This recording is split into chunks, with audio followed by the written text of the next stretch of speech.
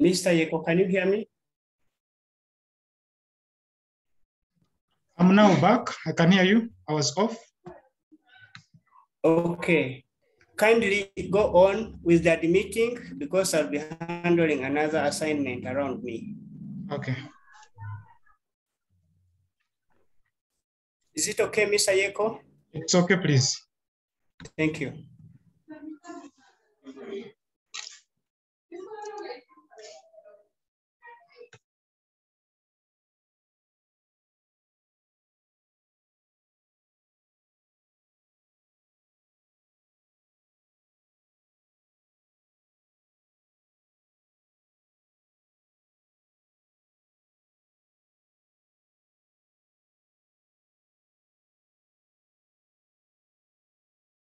Mr. Yeko, I can see the lecturer is in. We can welcome him and allow him to take over with the lesson.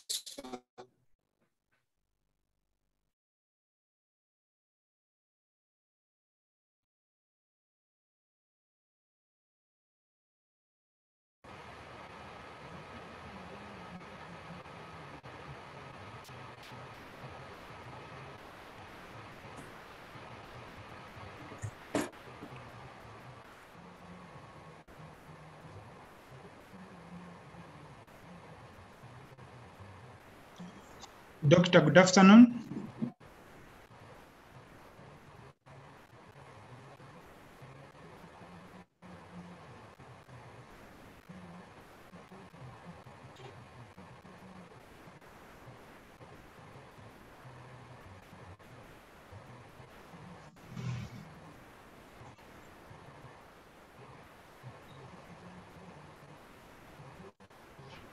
Doctor, good afternoon.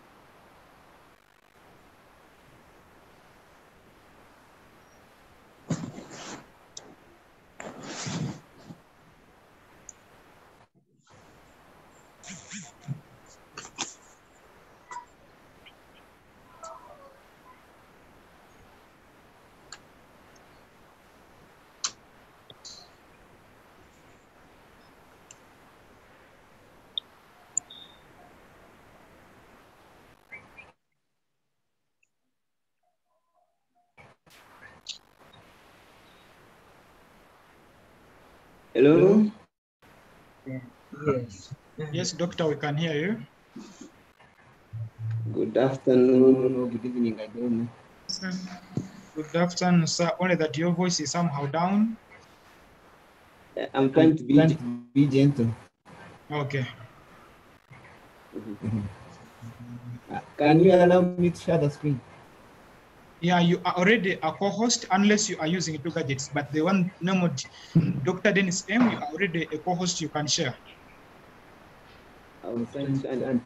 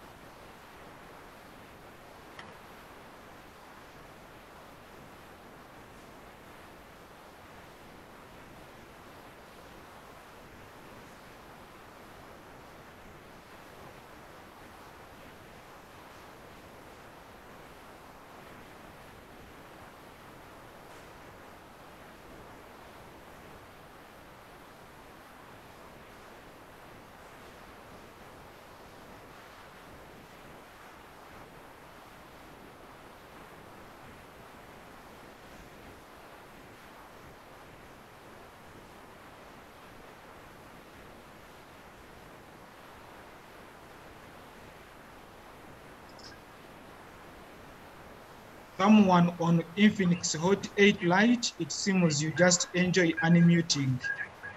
I've tried several times to mute you, and you keep on unmuting. Kindly mute, so that we can be able to have this lesson in a better way. Infinix Hot 10, Infinix Hot 8, and Namuganza Veron. Kindly mute yourselves. I've muted you several times, but you are continuously unmuting.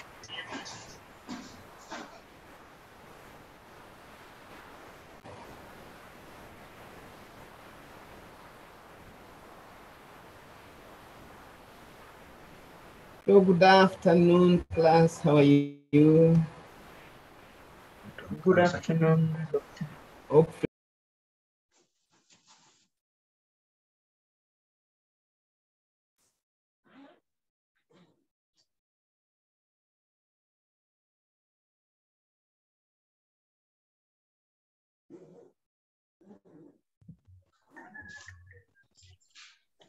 Doctor, you are again muted.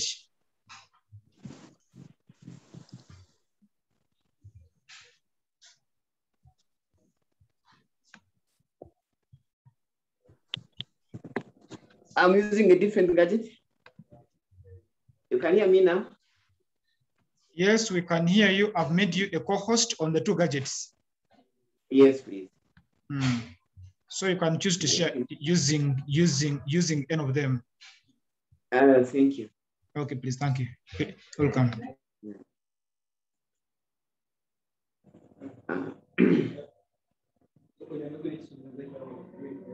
Just a moment. An emergency.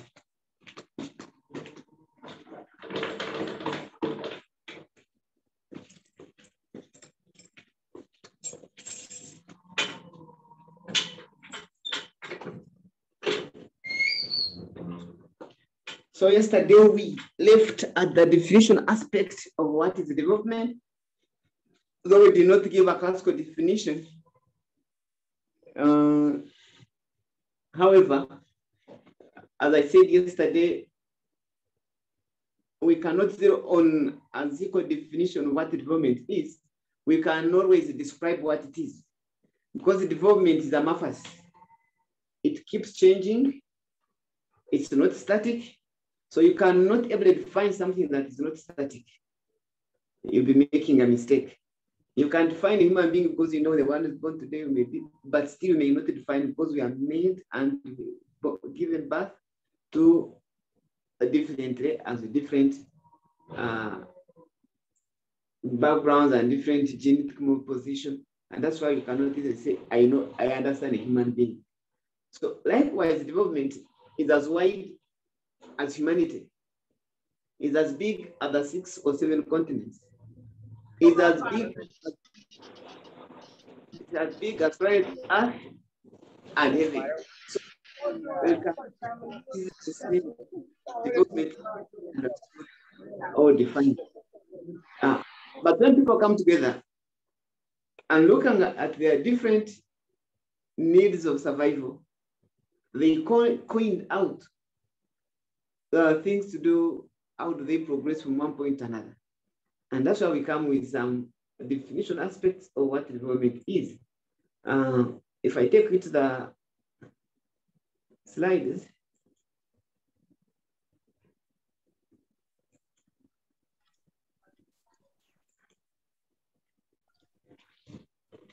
different scholars from different parts of Africa came together in a group called African Development Education Network. And we did research. Happy enough was part of them. We visited different parts of Africa, trying to come, what is the African understanding of development? How do they look at it?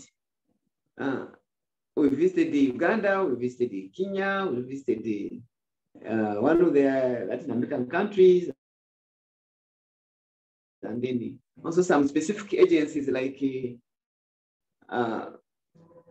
assistant development agencies, and each group would come out with Doctor, maybe increase on the voice, we cannot hear you properly. Doctor. I said today I want to yesterday I was making noise, today I wanted to be humble, so maybe I will not eat lunch. That we don't hear properly.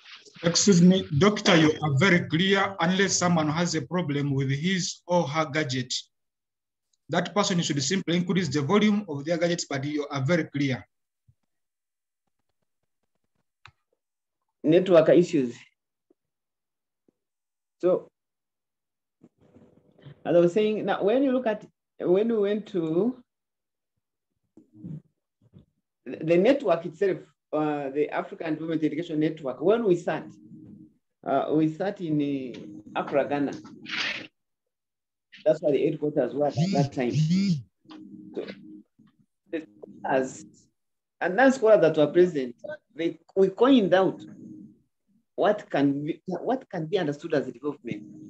That's one African Development Education Network.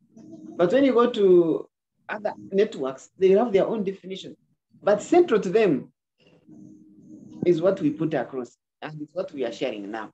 So development is not the opposite of poverty.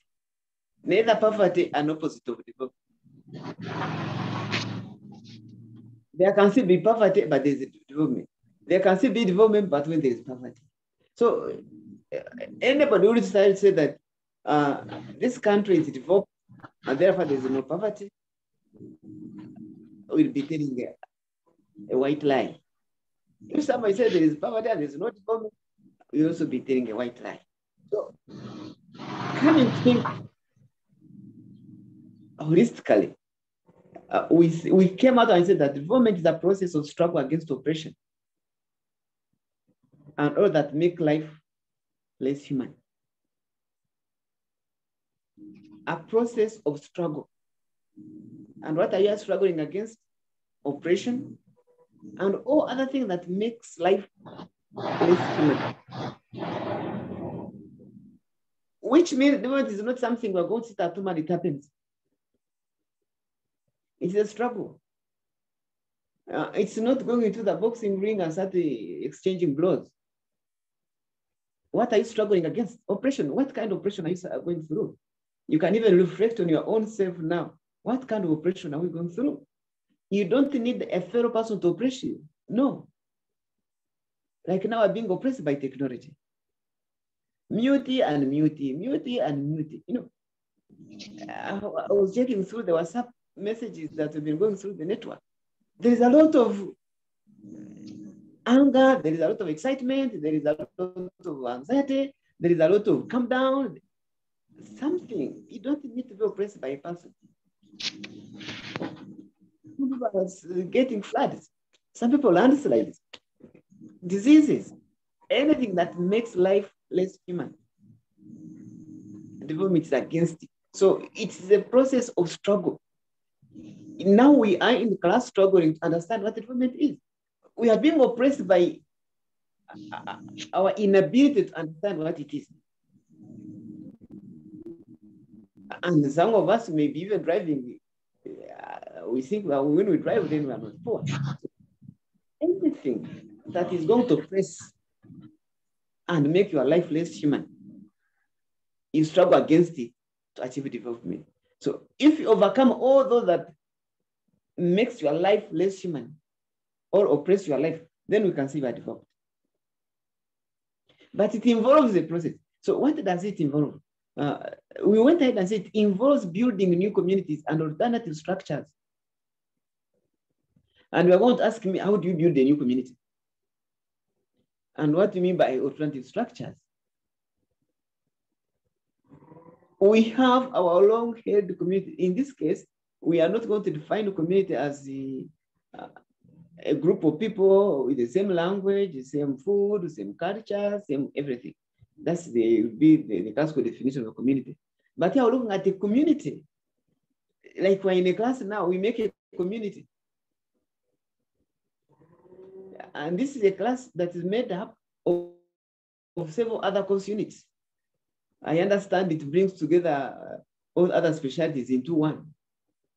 Now, getting into this class of development studies, we are building another community among the many other communities that we have at the university. That could be one little example. But also, when we, let's say, give an example of sports, when sportsmen come together, they become a community of their own. And development sense, when women and men start form what you call circles, that's a common word now, or a yoga group, that's a common word now. That's a new community and giving an alternative structure. The original structure about against the circle or yoga, a bank, commercial bank, that was the old structure, where you must go open an account, they register you, you get a bank account, and then you walk there to and from. Yes, but far away, and it's in the urban centers, maybe in the city or municipal council. Now the alternative structure and the new community that, yes, you can have a small circle in your area. And you have seen, these are common among women. They call boxes, merry-go-round, you know, they are forming alternative structures which, running off from the old traditional structures that are oppressive and trying to find a new alternative structure from the commercial banks, which are owned by people whom they don't know, now forming their own commercial banks owned by themselves.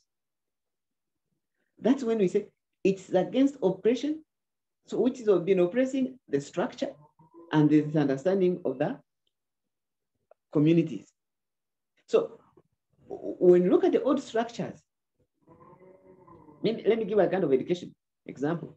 We used to have this state-owned schools. Thinking of a private school was, can a private person own a school? It's as if the people in the government were the one controlling knowledge. But now, the old communities and all structures of education, yes, there is a national curriculum development center which guides curriculum.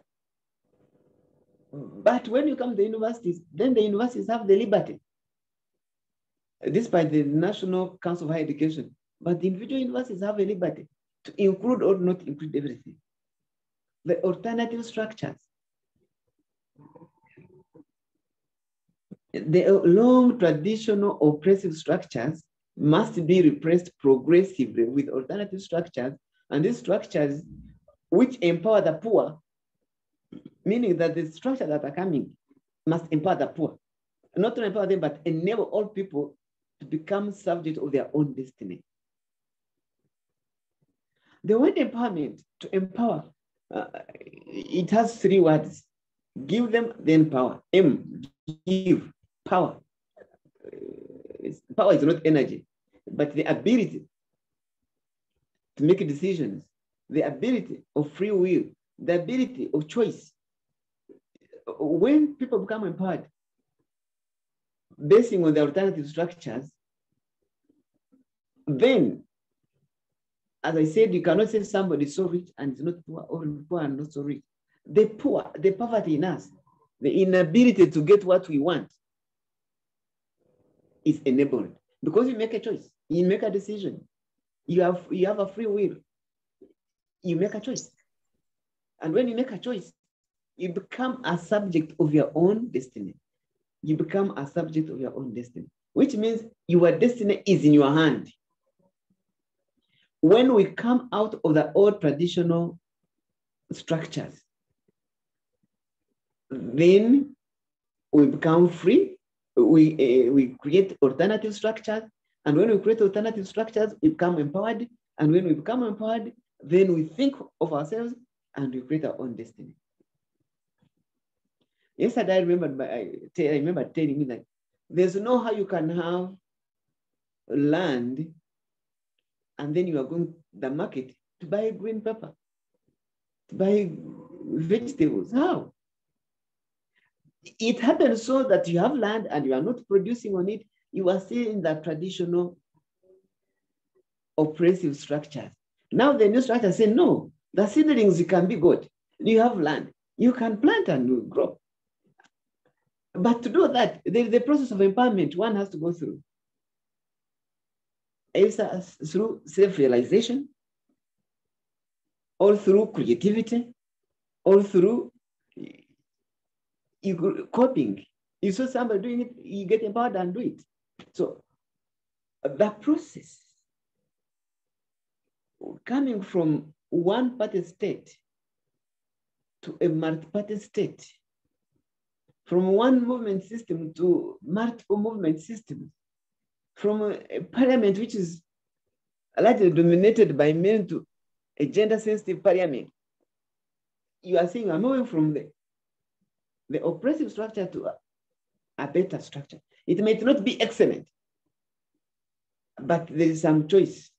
So the most important point here in understanding women that we ought to own our own destiny. We ought to own our own destiny. If we realize that, then we can easily move. We avoid the tendency of saying, government to Yambi. So and so should help me. The government should help me. When the capacity, you have the capacity to create, because they create limited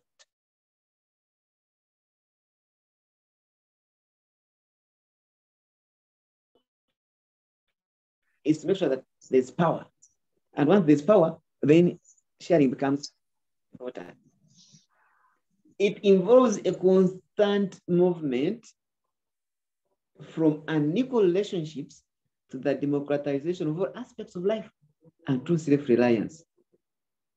Constant movement, constant movement. It's not going to be static.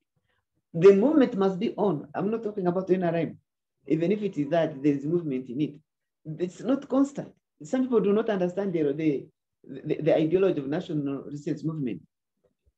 It's not the ideology. The way I look at it is that changing. If you are looking at NRM of 1986 or 2000, it's not this current now, because there is that idea of movement. Keep changing. We change this, we adjust this, we go this, we do this. It's not constant. And movement is like that.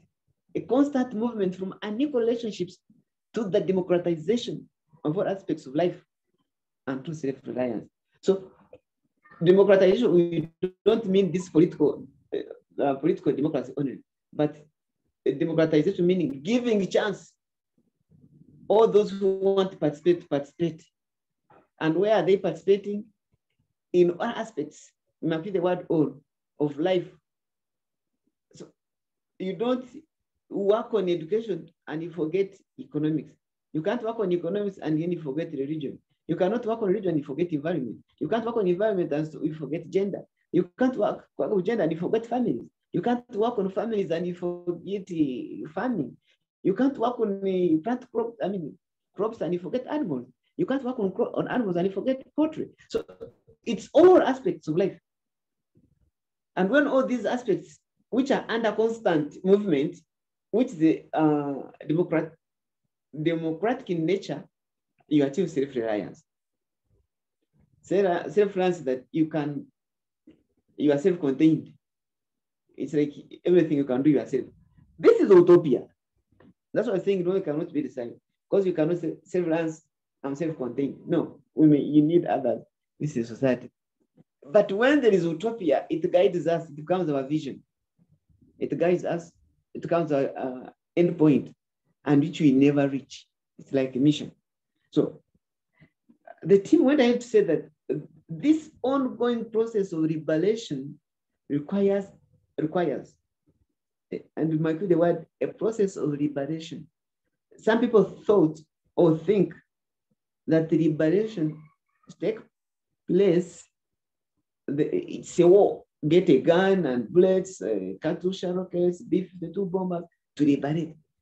But I tell you the truth, I'm not a preacher. We are all slaves of our own selves. We enslave ourselves. Some of us have long-held attitude. Yes, you are Munyankole, so what? Ange Muganda, yes, you are Muganda, so what? Am I naturally? Yes, you are natural, so what? What has being a naturally Muganda Munyankole helped you to be? Yes, it has helped you to be, but has it made you better than other people are not your tribe?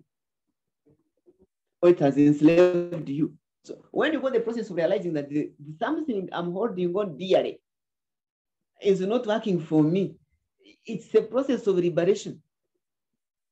And that's it involves a positive change of attitude. You are a woman, you fall with a, I don't know who from not your tribe, and say, there I cannot go. Hey, love has colors. What color is love? You are a man, you fall in love with somebody from not your region or tribe, and say, there I cannot go. Hey, you still need liberation. People are not developed, you are among them. Some of us are stuck in our political ideologies. When they talk about UNOP, you want to slap everybody. When they talk about NRM, you want to kick everybody. An ideology makes you emotional, an ideology, which tomorrow is going to change. You still need the liberation. So in so doing, you are not developing yourself, because a developed person, to reach the true self-reliance, is open to mind, is open to criticism, is open to liberation, to debate, is open to dialogue, is open to emotional intelligence, is capable of that. So it involves a positive change of attitude with active participation of all, including, you can mention them, women, children, youth, elderly, disabled, name them. It also includes structural analysis. We talk about structures. We have political structures, we have economic structures, we have religious structures, we have educational structures, we have business structures, we have farming structures. They need to do structure analysis. You remember there's a time when we were talking about structure adjustment program, SAPs. What's wrong with the structure? Nowadays, I'm hearing people saying, if you bring back cooperative societies, people will develop. Who is lying to you? They were here. Who developed because of cooperatives? They were here. They were here. The yield was, I think, from 1960s up to, I think, 80s. I think 2009, when they were both, I think, in governance. Who was developed? Apart from those who are benefiting entirely, even not paying people. I still remember people who still have their receipts for their coffee and tea. They were going to cooperative. So these are the structures that were existing. Now committees are saying, we find an alternative structure. What is alternative structure that is replacing cooperative unions? Free trade, open free market economy. Uganda is operating an economy called open free market economy. That's an ideology. You can even sell a human being and you are not arrested. You have seen yesterday, I was seeing some pictures, somebody chopping off somebody's thing. You take it to market and people will give you money and you will not be arrested. Open free market economy, which means you can sell stones. If you find somebody to buy stones, you'll buy. You can sell rotten tomatoes. If you find somebody to buy them, you'll buy. So, but under cooperatives, they will not say these are rotten, we are not taking. And why are you going to take them? I remember when we still had dairy cooperation, which was a monopoly. Getting the milk to the dairy plant was a struggle. You wake up at 4, do the milking, then you start, and by that time there were no bicycle. You ride the bicycle 10 kilometers to the, by the time you reach there, it is full. You are carrying your over 40 liters of milk. It is full. And where do you put the milk? You go back with it home, your own neighbors have their milk drinking. Nowhere do you put? By that time, I had not learned how to process yogurt. That you can churn and make yogurt. No. Eventually, the dogs, the cows start enjoying. Now, with the new structure, out of the cooperative union, out of the monopoly, it's an open free market economy. Now we don't even move a distance to sell milk. People come looking for milk. These different milk plants. They come and say, I booked it before you. Even they leave money. If you don't realize the liters, they will come tomorrow to complete. So let us not be deceived. Development is a constant move. It's not static. Development is not as it was in the beginning. It's now never shall be. Leave that on spiritual realm. But even spirituality moves. The healing process that was there before Jesus changed after Jesus. And after it's still evolving. So development is a constant process. And this process has to liberate, to be liberative in nature, and should be empowering in nature, and should be able to change people's attitude. It should be able to change people to see critically what is oppressing them.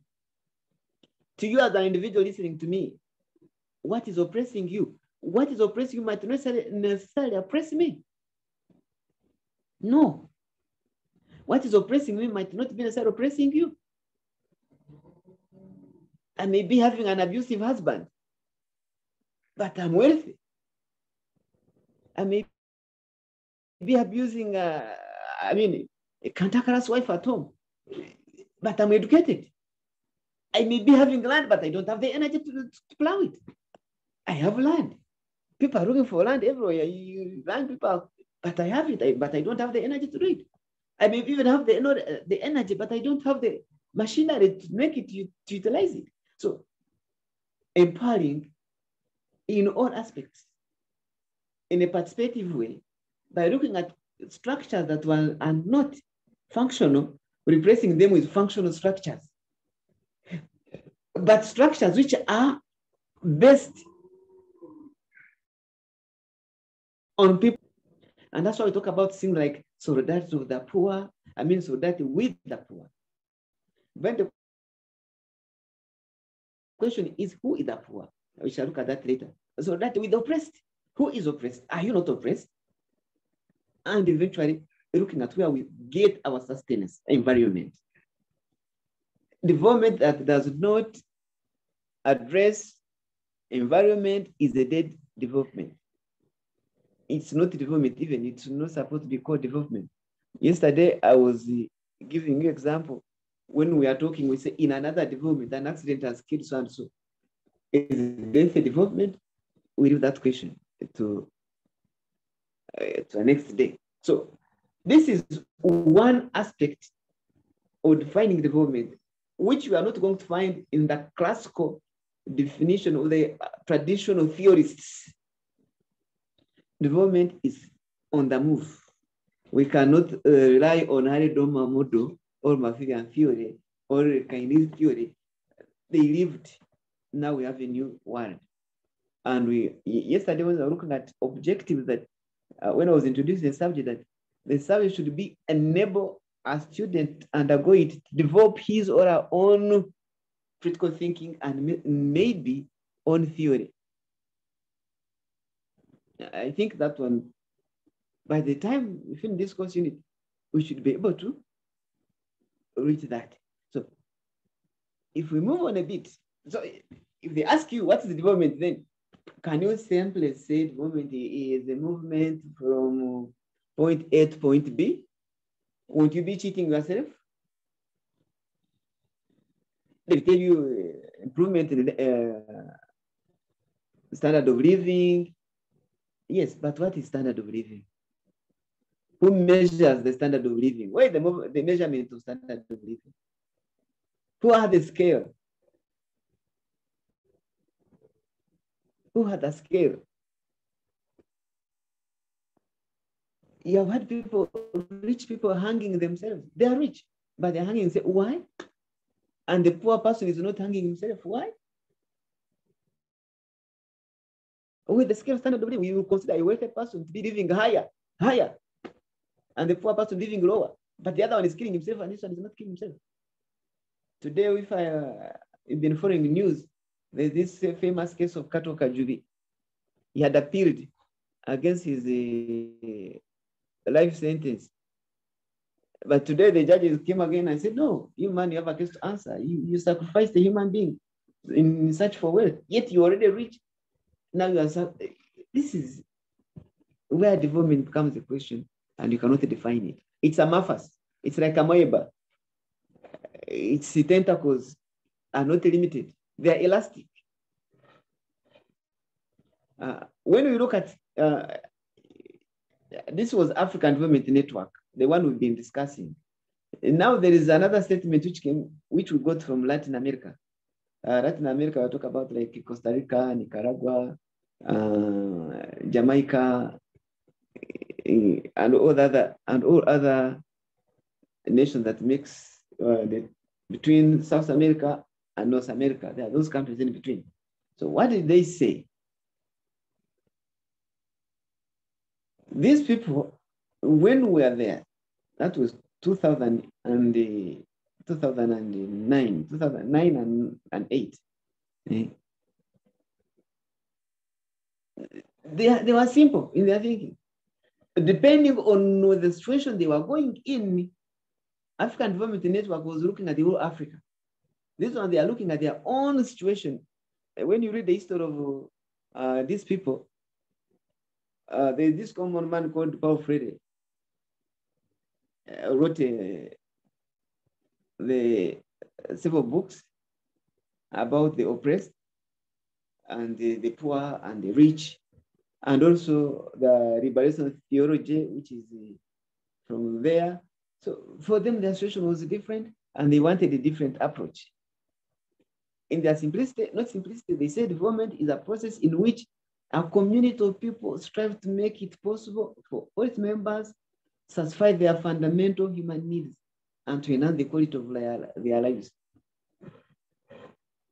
A process in which a community of people strive to make it possible. Strive to make it possible. Are we striving or not striving? There is no rich person who has reached the point of saying, I no longer need money. And there is no poor person who is so poor that you have said, I will stop looking for money. So we are all still struggling. This is a question which you cannot answer. Why would a man marry and then remarry and then remarry? Why? Why would a woman in a marriage start looking for other men outside marriage? Striving to make it possible. Could it be the answer? What is not there? What is missing?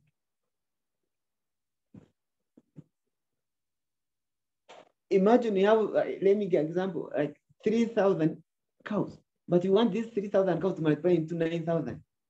Put them where? Put them where? But here they are saying it's a process in which community of people strive to make it possible for all its members, not an individual, to satisfy their fundamental human needs. And they are emphasizing the word satisfying fundamental human needs.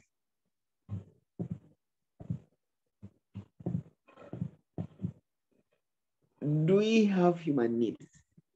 Are there human needs?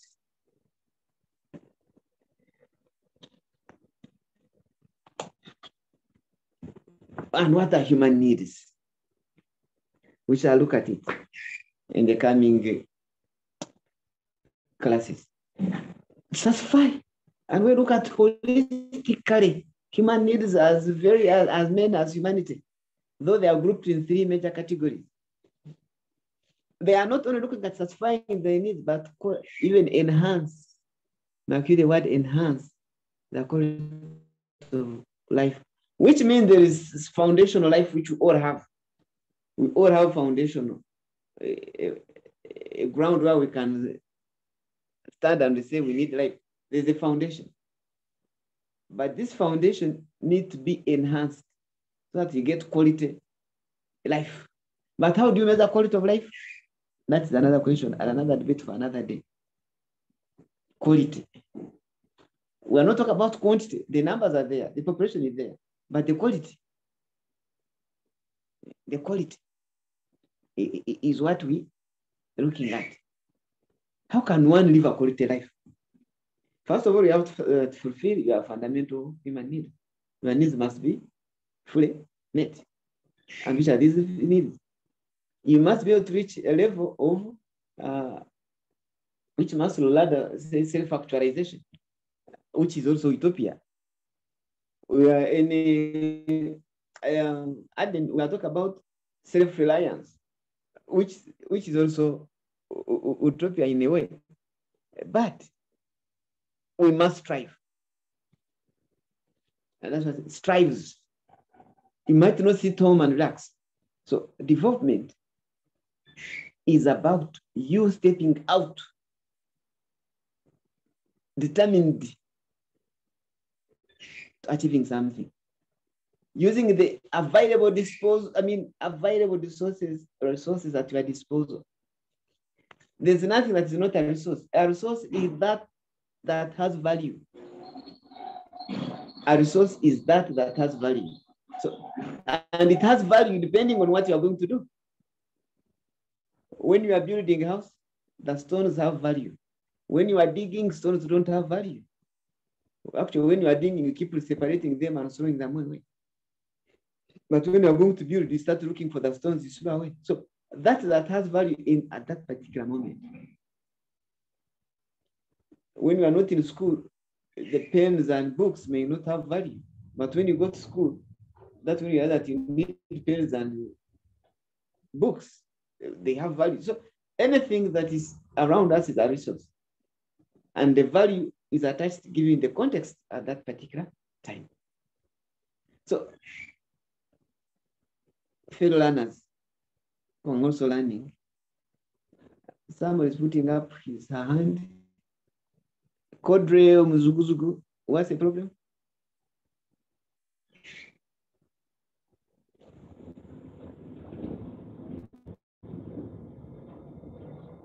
Muzuguzugu, what's your problem?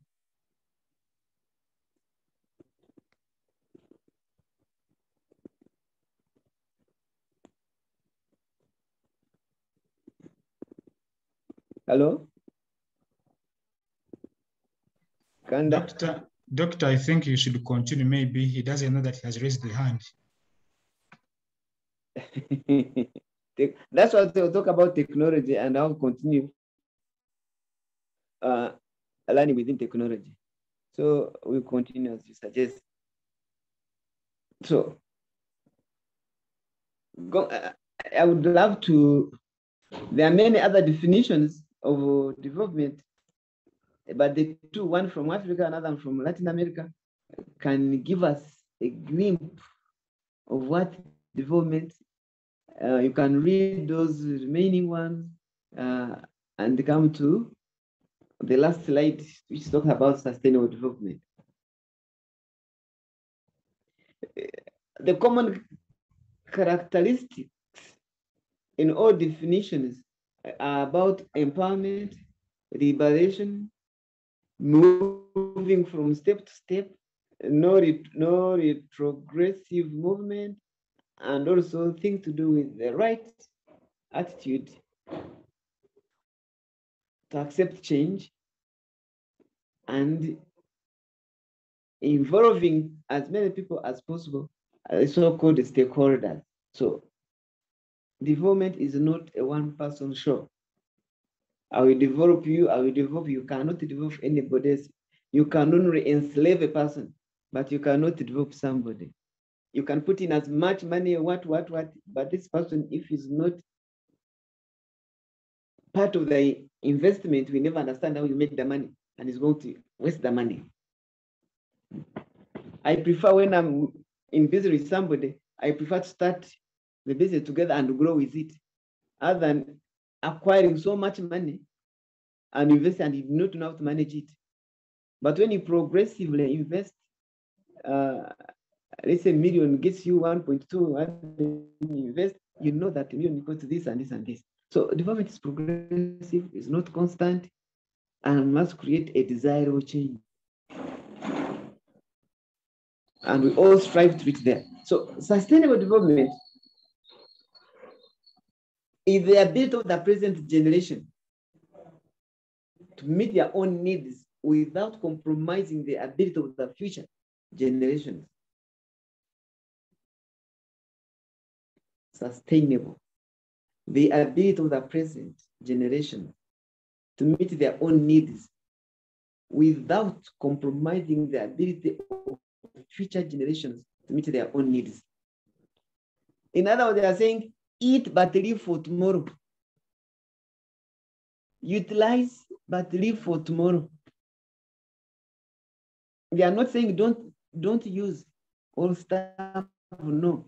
They are saying, look here, guys, use, but do not forget tomorrow. If you forget tomorrow, you don't know who is going to follow you. Some people say, if I'm not there, because there was this question which was also a debate. Who knows the future needs of a generation? Who knows the future needs? Can you say, I know the future needs of the future generation? You don't know.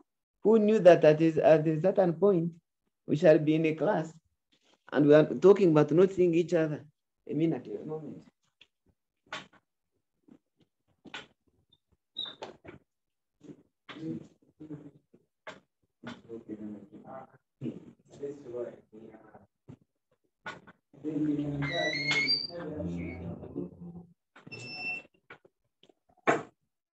So there was that debate, who knows the future needs of the future generation? Suppose the future wants to eat stones. Who knows? Suppose the future don't need beds. Who knows? Suppose the future don't need houses. Who knows? I leave that one to the Almighty. Will plan and see how to go. Somebody may want to say something or ask a question. You are free now. The next 10 minutes, let me entertain a question or a compliment or a supplement before we move to another thing.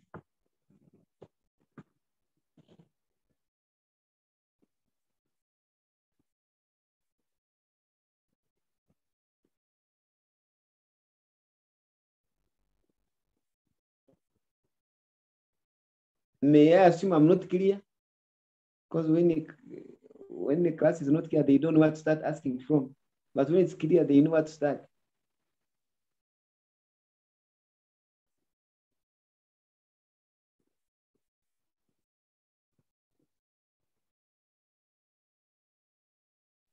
You're very clear, Doctor. I'm tempted, seeing that people are not hearing me or understanding me. I expect at least a class of 67 people, but the class is supposed to be around 200. Yesterday, they were, yes, please, go ahead. No. There was a hand that had been raised, but someone has put it down. Caesar's hand is Caesar wants to speak to you. That's why I was saying you go ahead. Caesar man, go ahead. Yeah, open, you are picking me. I was like trying to supplement on what you have been saying. I've realized the development is a gradual process and needs active participation from different stakeholders within the community to achieve a certain objective, as you had said. But I've also realized development comes with both positive parts and the negative parts, whereby the two needs to go concurrently in order to arrive at a conclusion. Thank you so much. Welcome, Caesar Tian. Yeah, development can't go without losing some things. And that's where I concluded with the sustainable development aspect. Use for present, but also think of the future.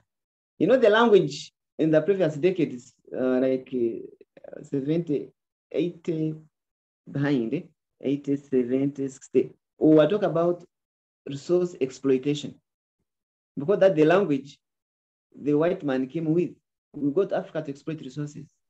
But now we are no longer talking about resource exploitation. We talk about resource utilization. So can I get Rogers?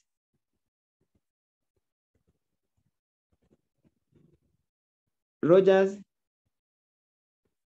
go ahead.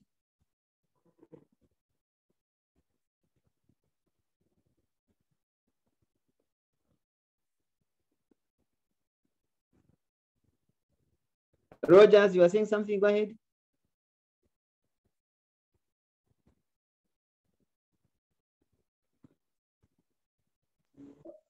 Just unmute and talk. You can need him to unmute himself. To unmute him. Hello? Hello? Yes, doctor. Hello? That's Rogers. Yes, please. Do you hear me?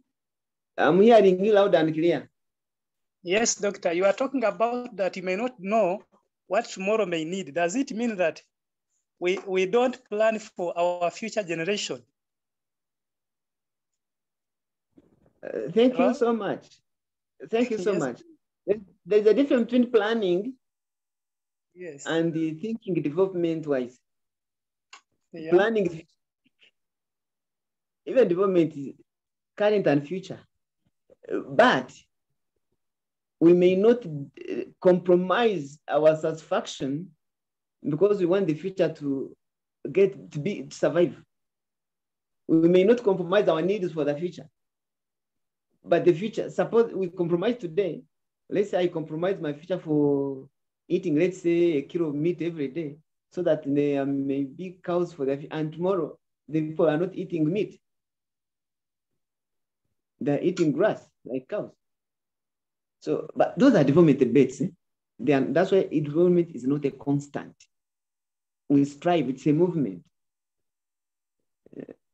Okay, is that okay? Yes, sir. Welcome. Then you can lower your hand.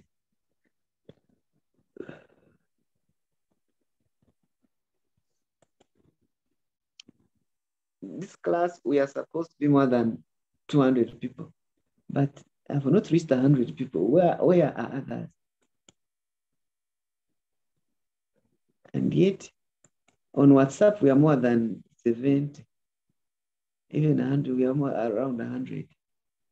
Others don't have materials to use. I'm concerned because I want the whole class to benefit. The moment we lose the definition aspects, where we are going may not be that user-friendly. Roger, you are still talking or the hand is still up, or we have forgotten? Roger, can you lower your hand? Or you have another question?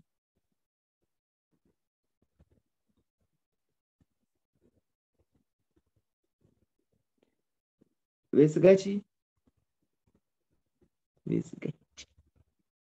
Can you lower your hand? Okay.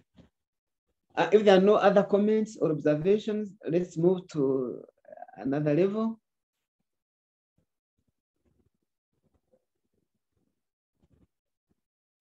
When you get discouraged and you run away, winners don't quit battles. Let me tell you the truth. I mean, one trick of succeeding, which I know you know, winners never quit the race.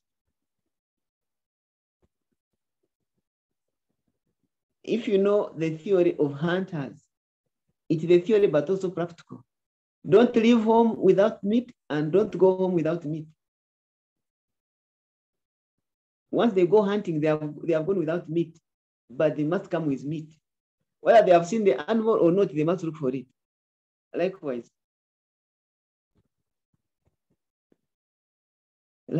once you go to a place and it's so challenging, make sure you adjust and adopt.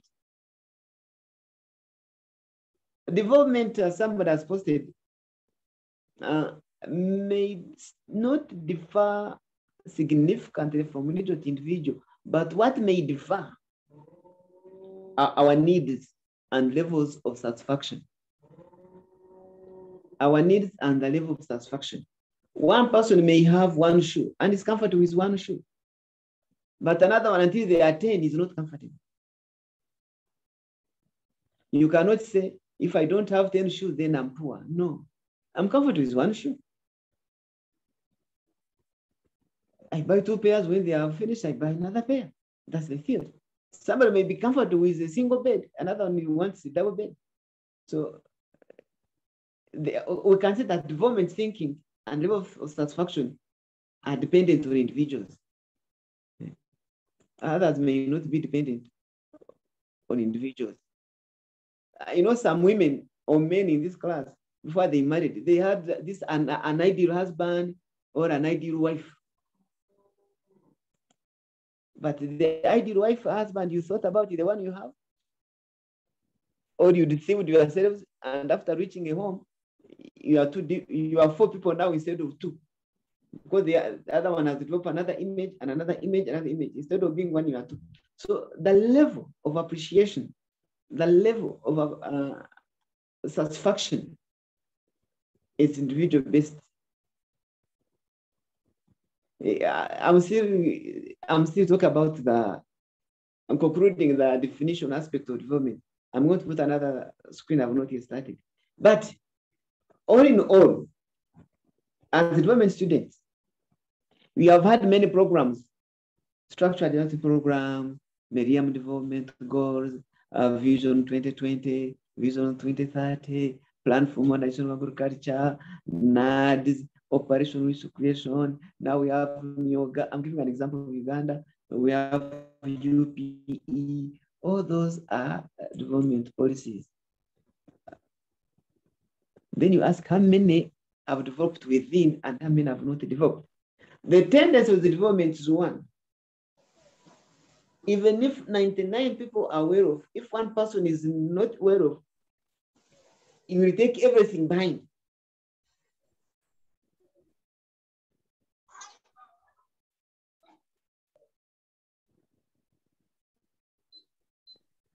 Someone says, you mean there's no last stage of development? It's not there. The last stage of development is not there. It's like we're saying there is a last stage of life. Is there a last stage for life? The Bible talks about it, but who knows? And it's clear that the second coming of the Son of Man is not known. It's only left to God, the Father. There's no last stage of development. Those who are talking about the last stages that you read in these theories, they thought the world would end, but has it ended? So there's no last stage. Someone has reminded us that even the Paris development models are part of the new structure. Those are what you call the new structures, the alternative structures I was talking about. Because it was realized that from the top, the Ministry of Planning, the bureaucrats and technocrats cannot reach the parish. So why don't you start from the parish? In other words, they are bringing the what you call bottom-up development approach, though the plans are top-down. That's why I've envisaged, I'm not a prophet of doom.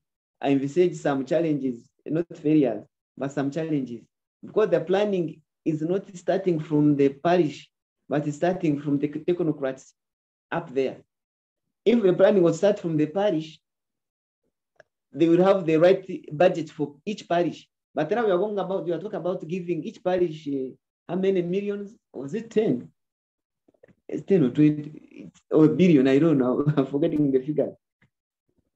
Which these people did not sit down to plan what to do.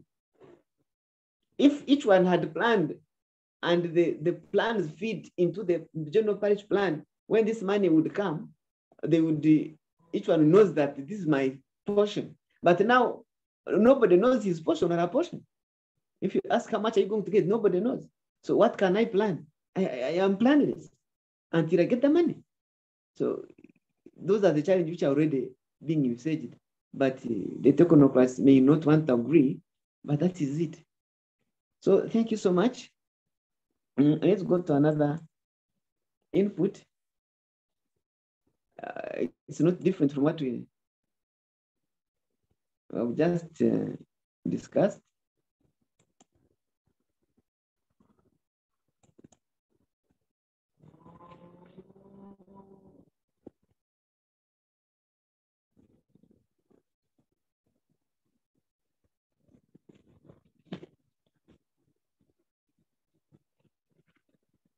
So we've been talking about things to do with theories. Each parish is supposed to be given 100 million. Very good. But do all parishes have equal numbers as those who may want to use the money? If you may find a parish with 100 people, another parish with 50. So that's why I was saying, if plans, the model starting from the parish, you know that each parish will get, this one needs 100 million, this one will need 20 million, this one needs a billion. And so doing, I would say an impact would be imminent, but there will be something. But now, people, we are waiting. I'm still waiting also because I belong to the parish. And up to now, I don't know what I will do if you give the money. And I'm sure all of us in this class, we are waiting. And yet you don't know what you will do with it. You may be thinking of something, and the money they give you cannot even take you a step. What did you do? You buy shoes and clothes, or you marry another wife or another husband, and life goes on. I've seen it happen with compensation money. Those who are being affected by road development or electricity development, or the acquisition of land. Once they get money like this, excitement. He has been taking one bottle of beer, now it's time to take 20 bottles. That is it. So development approaches or models. These are like theories, but explain the cause, the nature, and solution of poverty. In other words, now we've been talking about specifically trying to understand what development is. But development, you cannot understand development without understanding poverty. As I do not have a clear definition of development, okay, the books will define me, I'm not going there because I'm exposing you to the dynamics of development. This is an expose, the dynamics of development. What does it entail? I'm also going to expose you to the dynamics of poverty. And the question is, who is poor? How does poverty come about? And how do you overcome poverty? Can you ever overcome poverty? And if you are trying to overcome it, the process of trying to overcome poverty becomes your development process. I'm not saying that development and poverty are brothers, but they have commonalities in them. These are three models which are, the three models. One is a social welfare model. Another one is a modernization model. Another one is a participatory development model.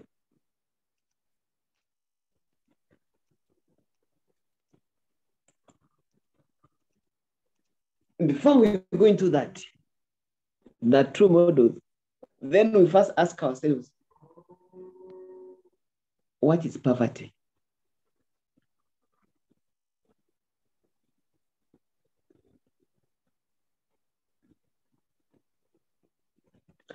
Someone is reminding us the plan is to have 500 million per parish in 5 years. Very good. That's not a bad idea. It's very good and positive and welcome. But who is deciding? I'm not criticizing it because I don't believe in it. I do believe people need the capital and should be well decided, if I can say, depending on what one wants to do, not getting money and planning what to do. I think all of us know, once you get the money and start planning what to do, you never succeed. But when you plan what to do and you acquire money to do it, you progressively work on it. Some of you really take alcohol. If I meet you today and I give you 100,000 shillings, the first thing to think is to pass somewhere and first take a bottle. And the bottle will take another bottle until there's no more, until it's like 50. But if I do not give you that and you have to think of what to take today, you know better. So what is poverty? Poverty is as good as a mafas, and it's like a mayaba. It has different faces, it has different tentacles, it has different arms, it has different legs. Poverty is measurable, but at the same time immeasurable. Because the criteria of determining who is poor is also as difficult as a mystery.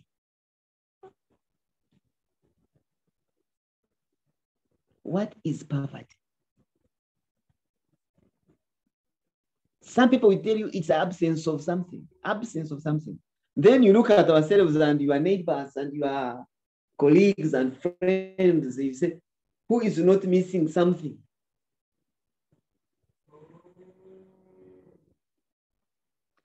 Somebody is saying it's failure to satisfy one something needs. You look at your neighbor, you go beyond your neighbor, you go to the national level, you go to international level, and say, who is not missing something? Who has it all? Becomes a very critical question. Who has it all? So if each one of us, we do not have it all them all, then all of us are poor. Then my neighbor should not be proud because maybe he has a car, or he has a bungalow, or a flat, or has a big chunk of land, and me, I don't have either of those, and say, oh, you are poor. Should not brag. We might be missing something like love, sense of belonging, attachment, psychologically is affected, and for me, those I have.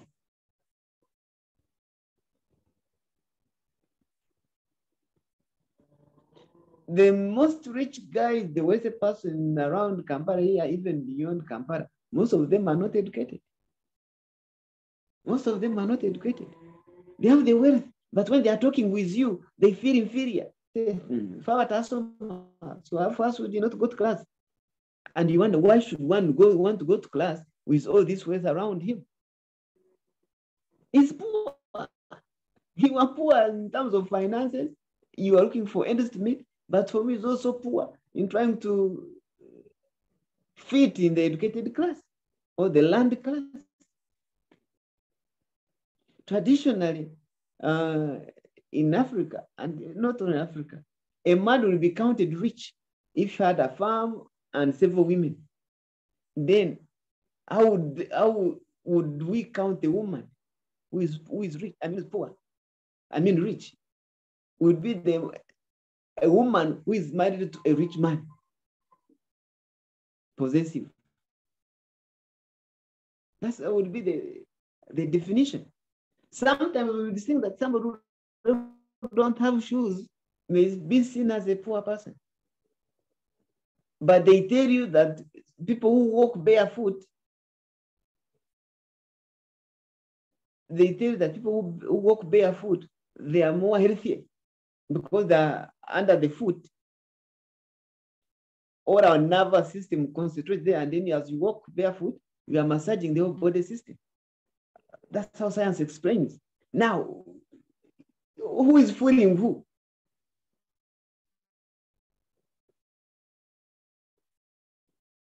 They will tell you you have to eat, let's say, a balanced diet. And there is the order of eating it.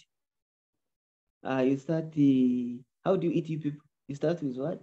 I had a test friend of mine.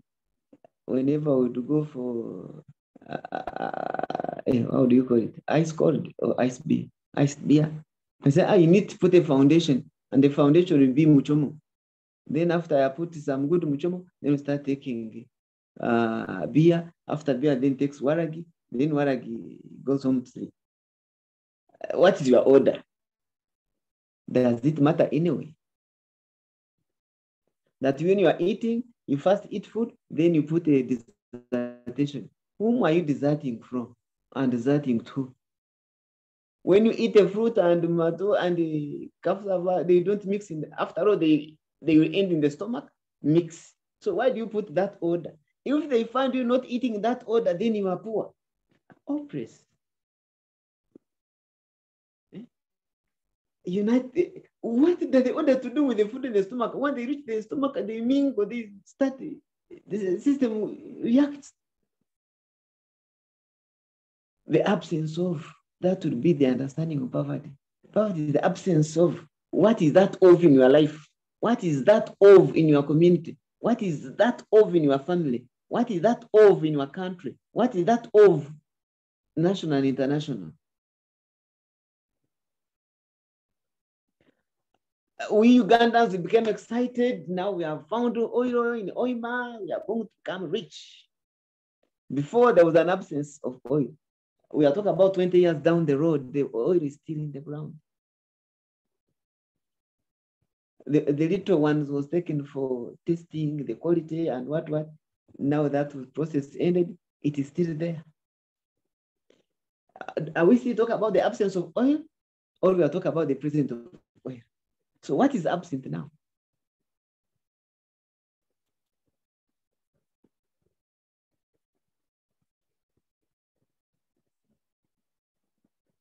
Education. We need to educate and learn and write and read and write. Now,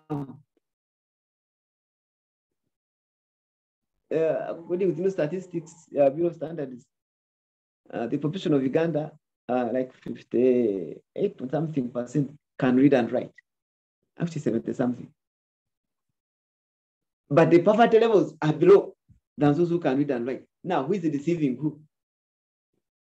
If education was taken to be as a solution to poverty, we have more literate people, but more poor people. Who is deceiving who?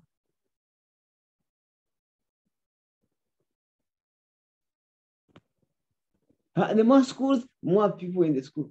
Now, more schools, more dropouts. Who is deceiving who? Now, with this current development, I'm thinking every teacher, primary, secondary, must have a degree. Didn't those people were teaching before, teachers, and we went to the university, after the university, were they degree holders? Who is deceiving who? I'm not saying it's not good. It's not good. No, I'm saying, how do you measure the absence and the presence so that we become poor or we become wealthy? Actually, what is the opposite of poverty?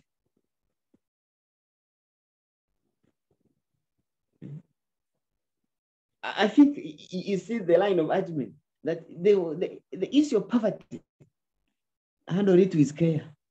But I'm not saying sit down and relax that since I cannot define it, to me it may concern. We shall find you on the roadside and we shall cane you. We add more poverty. If you cannot eat, pizza, that's a big one now. There's no pizzas in Kazu, and there are no pizzas in Kapchor, and there are no pizzas in Nuoya. Yes, there are no pizzas.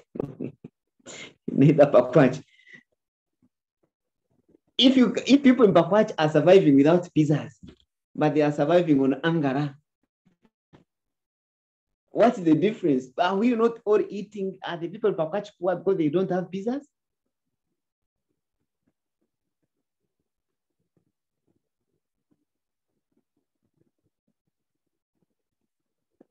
The answer is deep in your heart, my friend. So what is poverty? Pizzas in Usoga. Usoga, there are a lot of chapats. There are more chapats in Usoga than anywhere. And the Usoga are known for good chapats.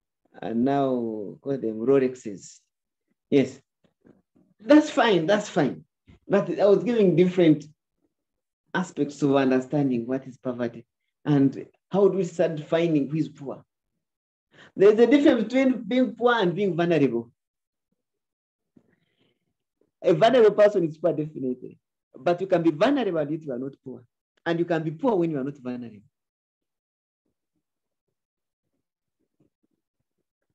I'm still opening books, both physical and virtual, to understand this animal called poverty. I've not come out to find a single satisfying definition of it. The only thing we can talk is the absence of something, some aspect in one's life, because we are supposed to live fully. But if we cannot understand our own lives, how do we make it complete? How many of us really understand our lives? How many? Until you wake up one morning and the foot is paining and you don't know why. You go to the doctor, they tell you, take Panadol. And you are simply taking Panadol, you don't know what the ingredients of Panadol are. Now with COVID-19 vaccination, people are saying, what are you really injecting us with? Even those who are doing the injection, they cannot explain the ingredients of the vaccine. That's not bad enough. We have different types with different degrees of managing. J.J. Johnson & Johnson, or recently withdrew millions of Johnson products from the market. Then there's Johnson & Johnson vaccination against COVID-19. Then whom are you deceiving?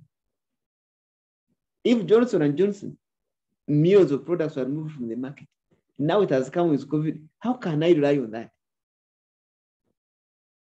It's common knowledge that China is behind the COVID.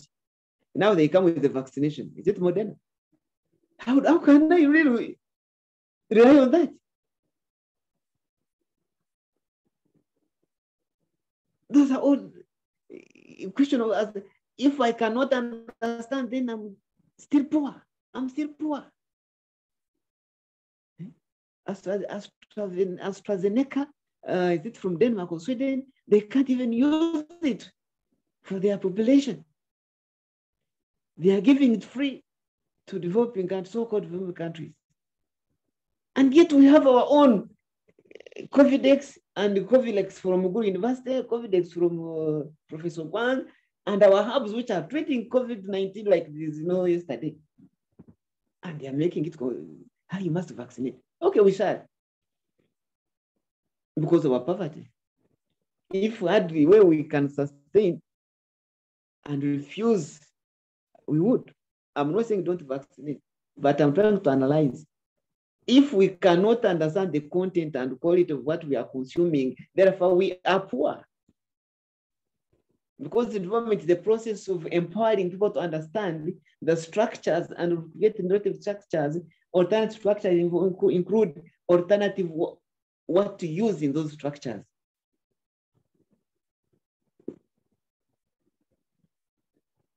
Development. Then you sit back and say, where am I contributing in the structure formation and structure adjustment? What is my contribution? You come to Uganda, not only Uganda, most countries, the teachers are least paid people. You go to Germany, the teachers are the most paid civil servants.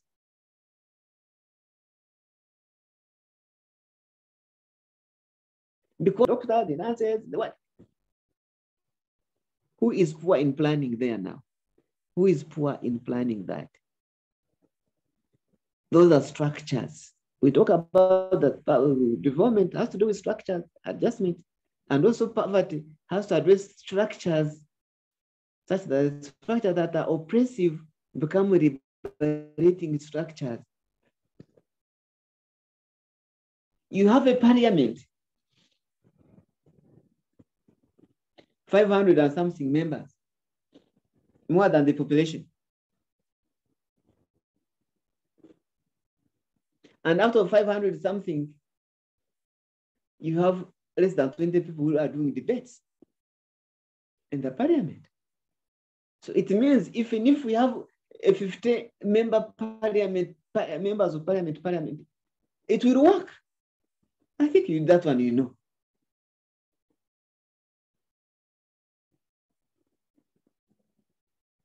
I think that one you know. You take your observation, because we critical analysis and critical observation and radical thinking. When you look at the number of parliamentarians who are constantly debating in the parliament, they are not more than 50, inclusive of the minister. But we have a parliament of 500 plus, which means Uganda, we need a household of 50 people. They will do the business. Who is poor thinking politically there? And they're going to create more. And so the most worrying part of it, yes, you are many. Then go with research data.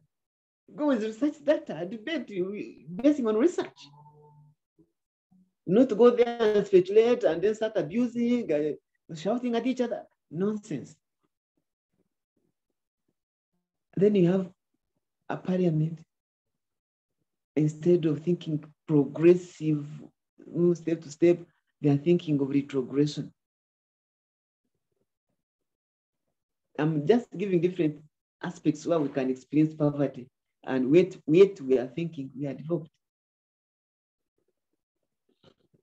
A country like Uganda, we are struggling with basic needs, but you can afford to buy a parliamentarian a car of 200 million. If 200 million was given to a constituency, how many people will get this? 1,000, 10,000? That's not how you calculate development. And I'm not saying they should not get, they should get cars, yes. But bearing in mind of empowering the constituencies.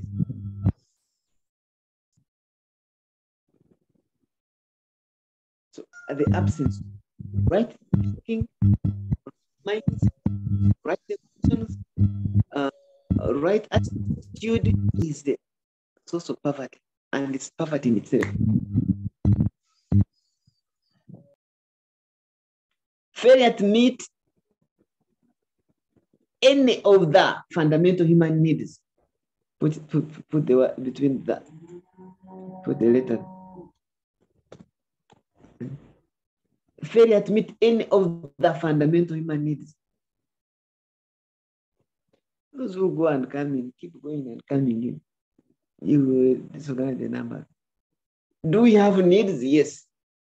But if you can be able to meet all of them, hallelujah. If one of them fails you, we are the same. It's like the biblical teaching. There are 10 commandments. If you break one, you have broken all of them. And then you wonder why don't you break all of them, and you know you are a sinner. You break one, they say you are breaking all of them. So break all of them. When you decide to keep them, keep all of them. Because if you break one, you are broken. Somebody is a serial liar. Serial liar. But he tell you, I'm a serial liar, but when to, let's say, how do you call it? Adultery. I don't sin, I don't make a sin, I don't commit a sin. Is a serial liar. But because he's not committing adultery, you think he's a saint. Zikusanzi. You are constantly in the with witch doctors. That's a virus commandment number 1. It's your God only to worship and to know. Then you're looking for the small gods who don't have ears, who don't have mouth, and who don't have feelings. And you come and say, for me, I'm not a thief. You better become a thief, become a witch doctor. You have broken everything. So likewise, the failure to meet any of the fundamental human needs we shall be discussing maybe tomorrow or Saturday means you are poor. That's the irony. Also having poor relations. How are you relating? Others are in class, for you are not in class. And yet you left home to go to class. Because now a class is a community. And then after classes, you are disturbing others. If did you record? Or what? You are disturbing my peace. Because I took my time. I was in class. I would be doing something else, but now you come looking for my help. Very good. I would help you, and I would love to help you, and I will help you. Poor relations. We have families which are just houses. Judith, I'm tired. I don't know what kind of gadget you are using. You keep going out and coming in.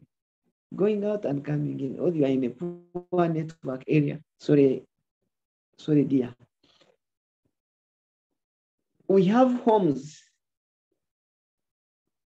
And we cannot find the homes. Some of you on social media, you saw a picture that was trending yesterday about a woman. I was about to say a lady. A lady can't do that. A woman in Rukunjiri who chopped off almost nothing, husband's things. And they're in a home, with children.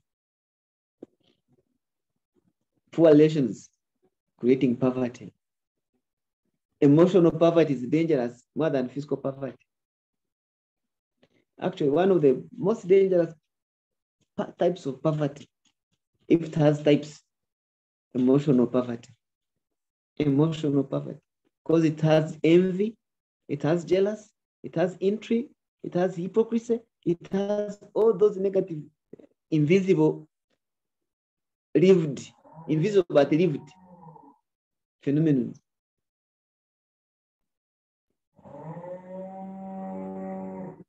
You have friends, but who are not friends. Even the word friends should not exist, should not be called friends. You have people around you, but you cannot define them.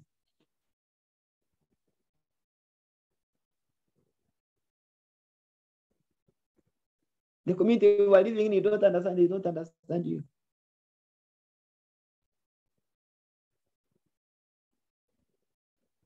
Then there's the question of unquenchable ignorance. Unquenchable ignorance. This is the most dangerous poverty. That's why I started creating more literacy. We create more illiterate. Little knowledge is dangerous, very dangerous. That's why you find a lot of street news. And Uganda being a country as it is, with so many FM radios, the presenter may be presenting and making jokes and fun. Whatever you present as a joke or fun is what community is going to take. And they've been saying it as a gospel truth. There's so and so presented it on radio. But no, he said it on radio. Increasing on the unquenchable ignorance. Avoid ignorance on the street. Academicians will get data, analyze data, subject it to test, and share it. It's not whatever you hear on the street, it's news, but are they facts? That's where the UCC, Uganda Communication Commission, has stepped in to at just on the social TV programs. Because they'll be there saying anything they want to talk about somebody. And people take it that's true. We are not getting vaccinated because of the ignorance about the drugs. And even as we have gone for vaccination, we have got the ignorant to receive. As I have said, let come what may. Let me go. You have surrendered your will. As I say, me, I'm not surrendering. We are all suffering in the same. We are in the same boat. Vaccinated or not vaccinated. We are under unquenchable ignorance.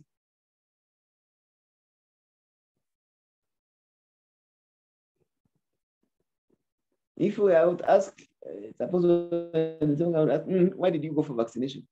To prevent against COVID. What is COVID? Why are you fearing to be vaccinated? I don't understand. You, of course, you don't understand. That's why you don't understand even the vaccination. Either way, we are enslaved. We are talking about past development plans, models.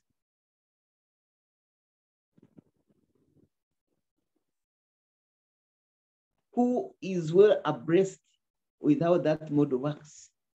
Unless you sit with a plan and keep reading sentence by sentence.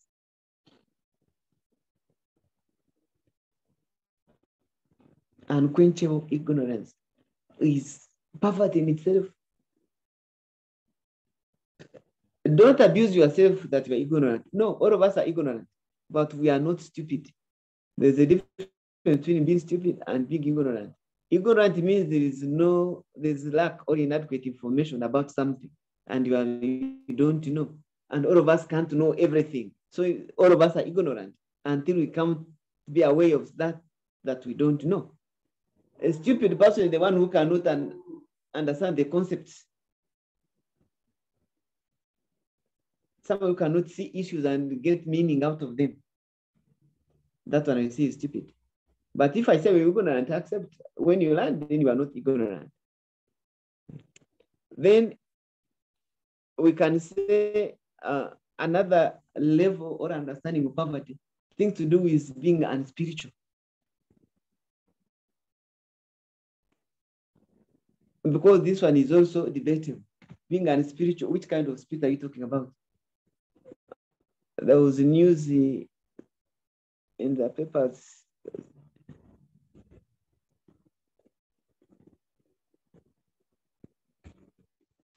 Am I lost or you are lost?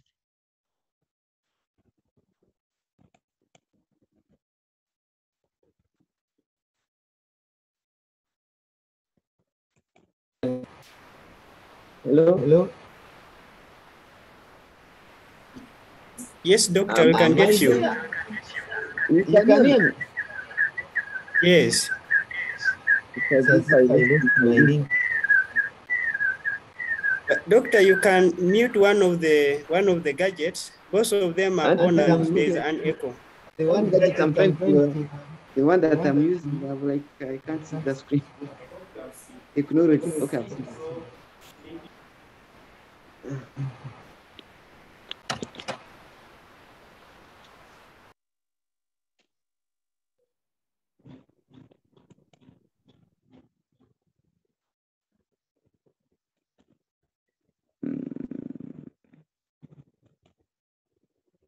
So I was trying to explain the issue of unspiritual.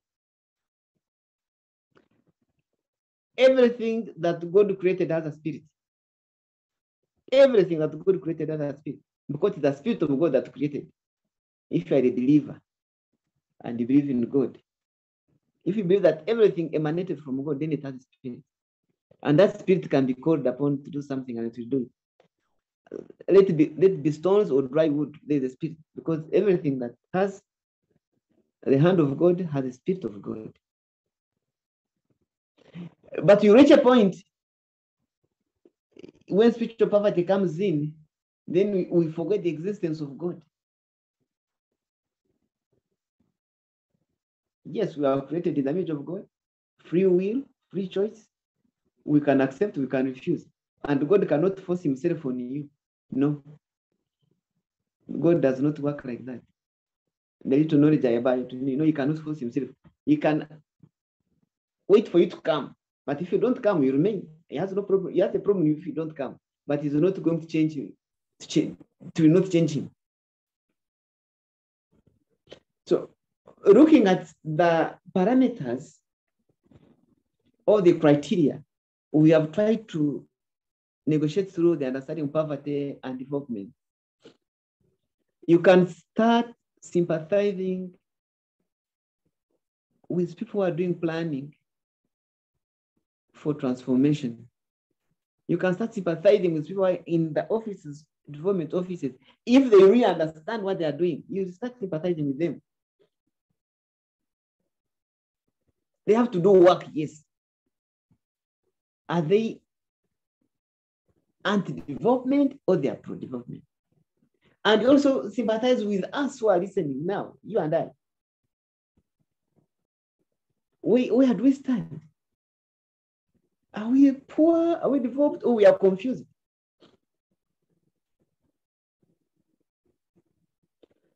I was doing a psychology class, and then I was asked to define myself 10 times. Who are you?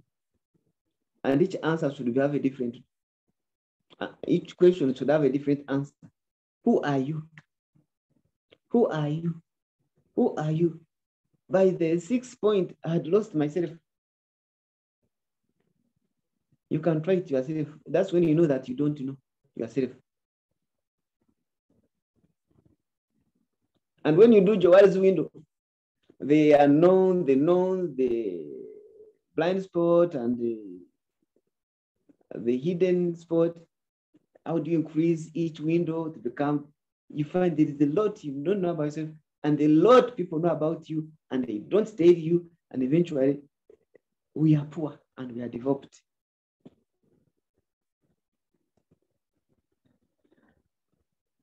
Any concern or comment? If I move on.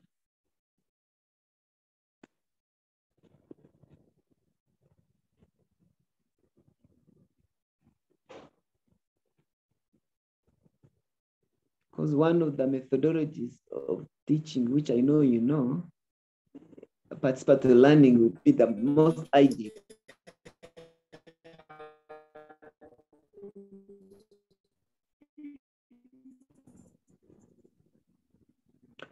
Okay. Then we have... Excuse me, doctor. Go ahead. There is a question I see in the chat that kindly, doctor, define retrogression. I can see it in the chat. Define retrogression. Yes, it is from Maxwell. Okay. He's asking you to help with the definition of retrogression. Retrogression. Thank you for that question. Somebody I think who posted this, we continue. But retrogression is the, let me give an example. You are building, I am understood very when you are giving. You are building, second floor, third floor. When you are reaching the third floor, the second floor gives way. When you have reached the third floor, and the second floor gives way, meaning it breaks down. Will the third floor remain? Definitely, the third floor will come down with the second floor. In so doing, your building is retrogressing. Instead of continuing, you are 2 steps ahead, 1 step behind. It's like you are progressing very in your education, and out of nowhere, you say, I'm not going for this semester. And you don't know why you are going there. Definitely, when others are graduating for you, you're trying to finish up with the other semester. Retrogression. Retrogression is not that you are constant or you are stuck. No, you are thinking in reverse. You go into reverse gear. reversing, but you don't go. You may not quite reversing, but you move on. So that's the simplest example I can give. Now, I told you that the approaches we are going to look at the three. Now we look at you give a breast to that child. Mwana mwebere.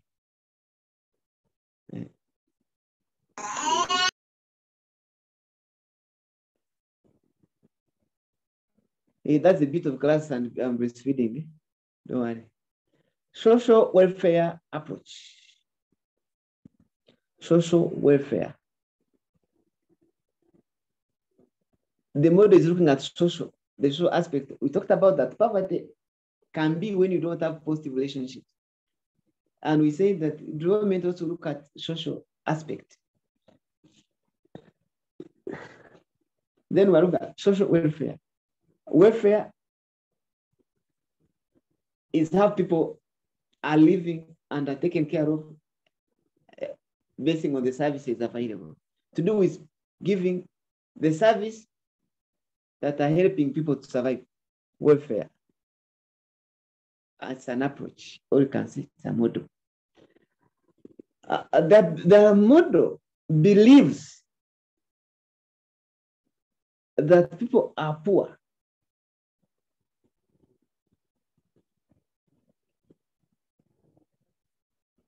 This word missing. Causes of poverty. There's a word missing. We first put there.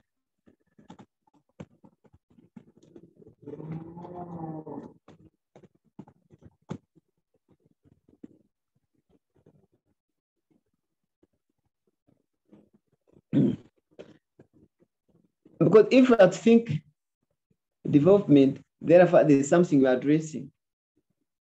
It's a social model, development model. What is it addressing? It's saying that what are the causes of poverty? One of them is that poverty, people are diseased. People are diseased. And when you look into your communities, even in your own home, you see a lot of people are sick.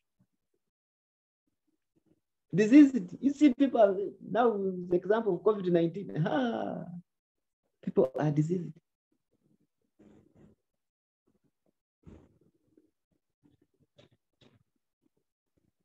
Thus, it believes that what causes poverty is diseases. That's the thinking. Why are people poor? Because they are diseases. And eventually, when you are walking, you go to the hospitals are full. That's why we have so many hospitals. And sometimes I wonder, every day, hospital registering more than 300 cases. That's one hospital in the whole country. You have many hospitals or clinics. There's also are not reporting. So the whole population is sick. And it's not only in Uganda. Even if you go to developed countries, we have sophisticated big hospitals, one hospital like a whole village. And it is full of sick people. It is, people are sick.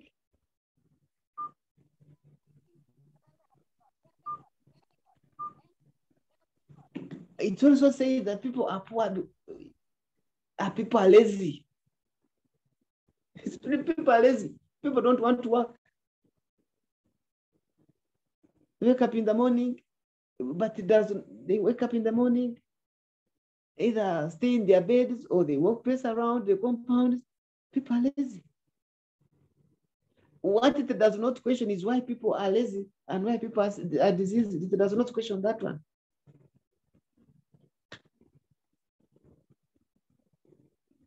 And indeed, when you look into our communities, you see people are lazy, very lazy.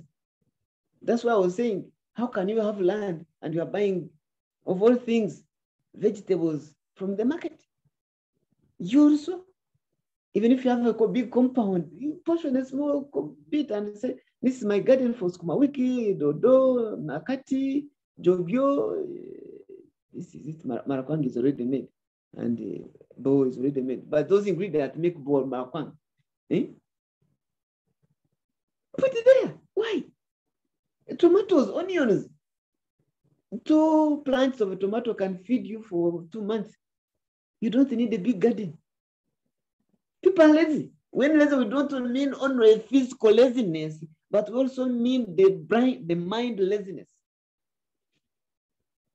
I wish it was only physical laziness, but once it goes into mind, that's the worst. I was saying we're supposed to be over 100 people, but now the average is 70. Where are the rest? Somebody saying maybe they don't have the gadgets. Yes, they may not. But be near one who has a gadget, and when you are to listen, the voice can be heard. When you have the laziness of the brain, you rather suffer with the laziness of physical laziness, but laziness of the brain. Of course, you are going to tell me the brain dictates the laziness of the body. Yes, but that one of non-starters. Laziness, diseases. When you combine disease and you combine laziness, definitely you understand this person there's the absence of good health and there's the absence of creativity. What does this person need? I think he needs Chiboko. They also believe, the model believes that the cause of poverty is being weak. You don't have energy. Where do you get energy? Food, but you don't have food. Weak. You can't be sickly and you have energy. That will be a contradiction. You cannot be lazy and you are strong. That will be a contradiction. And when you move around in our homes, you move around in our society, you really find that people are weak. You see visibly that people are weak. People are frail, as if they have taken months without eating, or they have been fasting, dry fasting. Illiterate. To the extent of making qualification to go to the parliament in 6. And no qualification at LOC. We shall look at politics another time. Because it's not the reading and writing that makes you a good politician or a good decision maker. No. That's another point of critical thinking. People are vulnerable. Vulnerability. There's a strong belief that people are poor. What is causing poverty under this model? Vulnerability. Who are these vulnerable people? We have the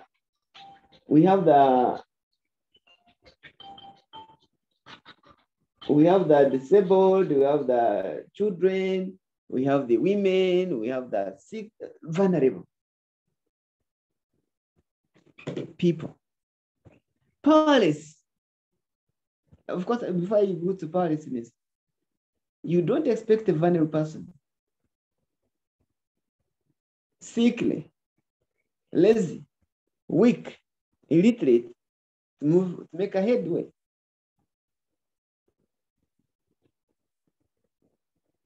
To make a headway. Powerless. We talked about the women be a process of empowering, but this one are powerless. Powerless in the sense that they can't make a decision, they don't have choices, they don't have capacity to meet their needs, so they are there. And actually, when you look into your villages, into your homes, into your country, into the world, you see it. Powerless. Like a week ago, I was in Rwanda, but in those villages of Yumba.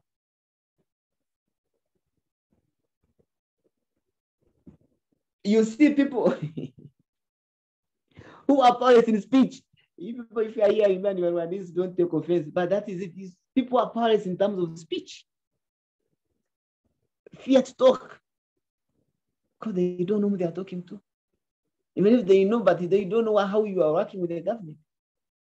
And why should you fear the government you are serving? The government that is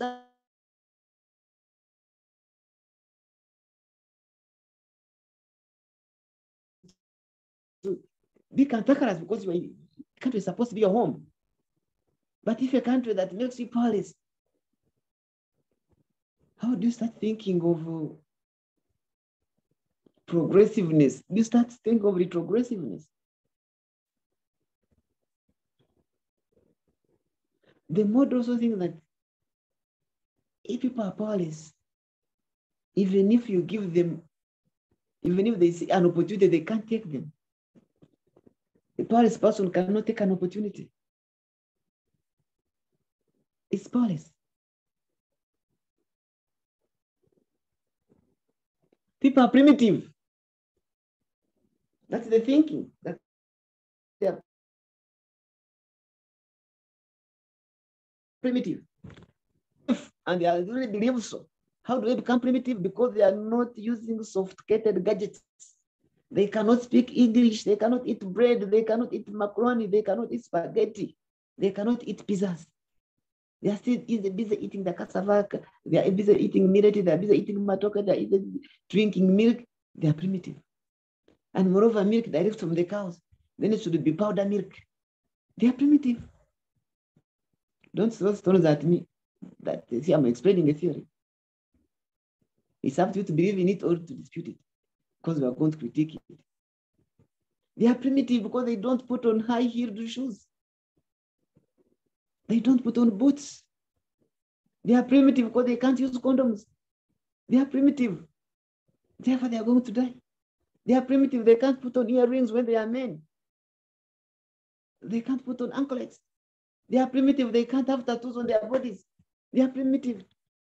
They are primitive because they cannot put on extra hair and the hair starts flying around the body when inside it's kaweke. They are primitive. They are primitive because they can't eat, they can't drink bottled beer. They are primitive. How can they compete the economy when they're still taking ajono with the marwa mwenge? How? They are primitive. They are primitive because they can't eat fried food. They simply boil. They are primitive. Mabirizi Rose, listen to you.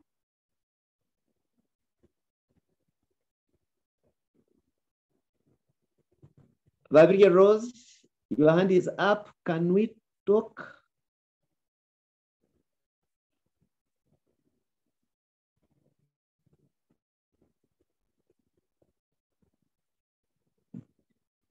Okay, Mabirizi Rose seems the hand has raised itself. They are primitive because they can't use Zoom classes. Somebody has made a comment. Primitive. But they are not telling us how to measure the primitivity. People are unspiritual. They are unspiritual.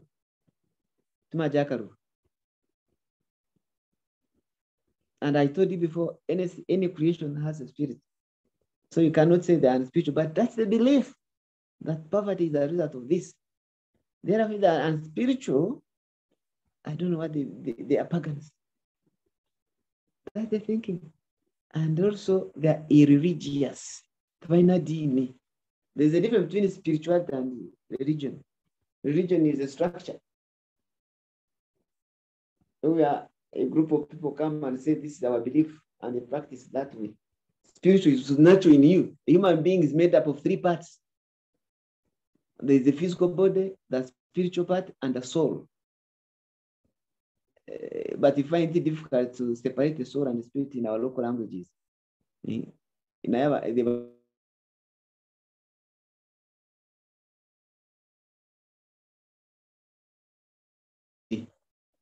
But in most cases, most languages, a soul and a spirit mean the same. It's hard. So people are irreligious.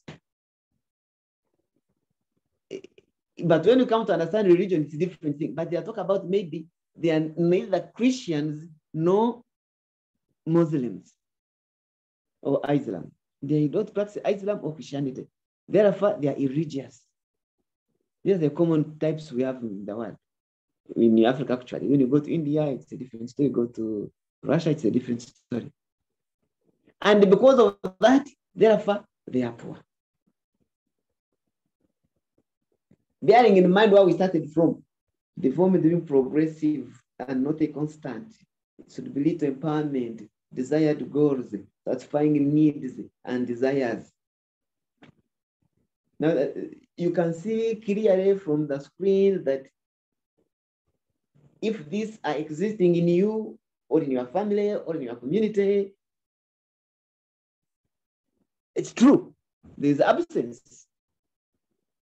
People are absent. So dear, I learned this one during COVID breakdown. Someone was teaching on radio. Oh, dear learners. Now, my good students, and I and you, I would beg to stop here today. Tomorrow, we class is at what time? 2 to 4. Again.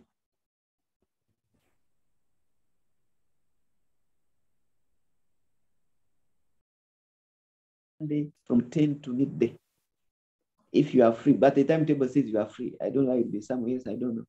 But I would bring that on Tuesday to Monday from 10 to midday.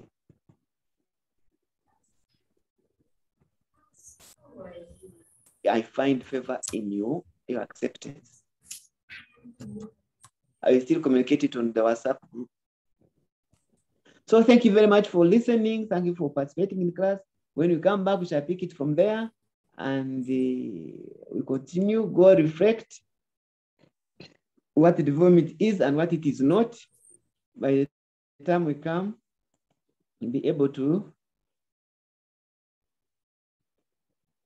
move as a team. Thank you so much. Those who are not, please make sure they attend next class. Otherwise, I intend to give you those who have received the notes. And those who have managed to use the mail I gave you, the notes are there. If you cannot access the mail, go to Google, click in mails. It will give you sign in or to log in. Then you choose for log in. When you log in, then they prompt you to the email.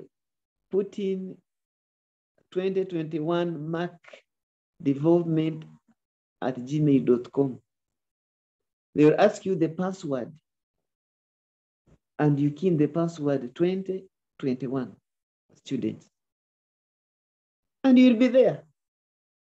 And once you open it, it will be part of your list of emails to use. So the notes are there, and I'm going to add more. If you have not gotten what I'm saying, you'll find more on the WhatsApp. There's a person who was, people have already visited their mail because I see who has come in and who has gone out. People are already there. So help me to help you. Okay, bye-bye. Thank you, Isaac. Is it Isaac? Yeah, who has been helping me. Thank you very much for this opportunity. I would have used the Moodle, but it's conditioned to the university. You can't invite students who are not registered within the university to Moodle class. Don't ask which university, but it's another university. But this one is user-friendly. Thank you so much. God bless you. Meet tomorrow. Bye-bye. Bye-bye.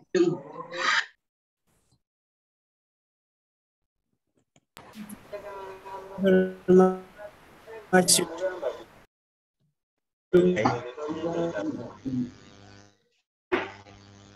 You can stay and discuss, those of you where you want to talk more and meet each other. You've been missing each other.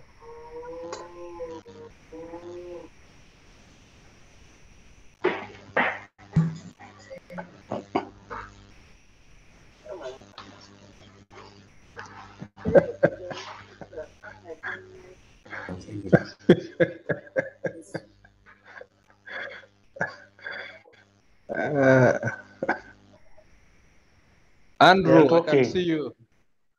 Talking. Yes, Ninga. Mr. Ben. How are you? Yeah. Very okay, man. Very okay. Okay, fine. Long time. Long time. Yeah, long time too. Yeah, do are the Are you there? Di Barung Tibori. Maxi. Yeah, Wakaro.